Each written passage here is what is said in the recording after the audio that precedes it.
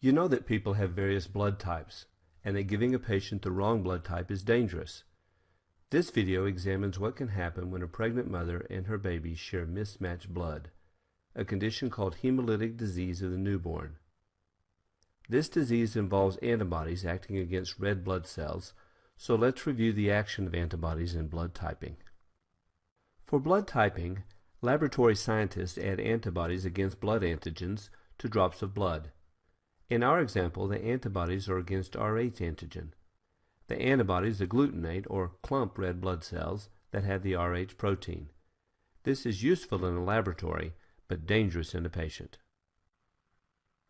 Here we see a blood vessel of an Rh negative patient who has been exposed previously to the Rh antigen and has therefore developed antibodies against Rh.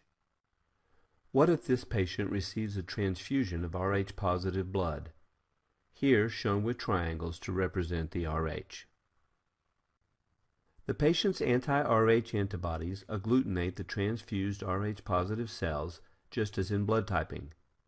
Complement proteins in the blood then kill the clumped blood cells, releasing a massive amount of hemoglobin which can cause severe kidney damage. The dead cells trigger blood clotting, and this can lead to circulatory failure. Now that we've seen the effect of antibodies on blood cells, let's consider what can happen when an Rh negative mother is pregnant with an Rh positive baby. Here the circles represent blood cells. The mother is Rh negative, the baby is Rh positive. Under these conditions, hemolytic disease of the newborn can occur, but not in this baby. Normally, few antigens cross the placenta from the fetus into the mother. However, in some cases, fetal blood cells with Rh antigen escape into the mother's blood, especially during labor and delivery. Since Rh antigen is foreign to her immune system, the mother develops antibodies against the antigen. This won't affect this baby, who is delivered before the antibodies can cause harm.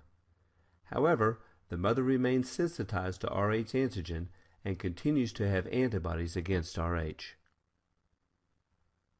Problems occur in subsequent pregnancies with Rh positive fetuses. The mother's antibodies cross the placenta, bind to Rh antigen in the fetus, and agglutinate fetal blood cells, leading to cell death and the release of hemoglobin.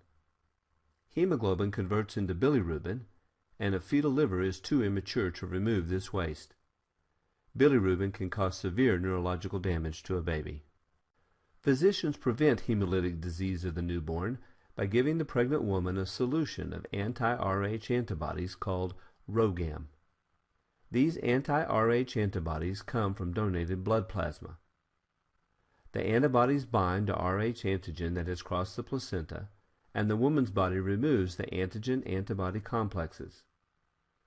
Since her adaptive immune system is not exposed to Rh antigen for a long enough time, the mother doesn't develop antibodies against Rh, and the baby develops normally.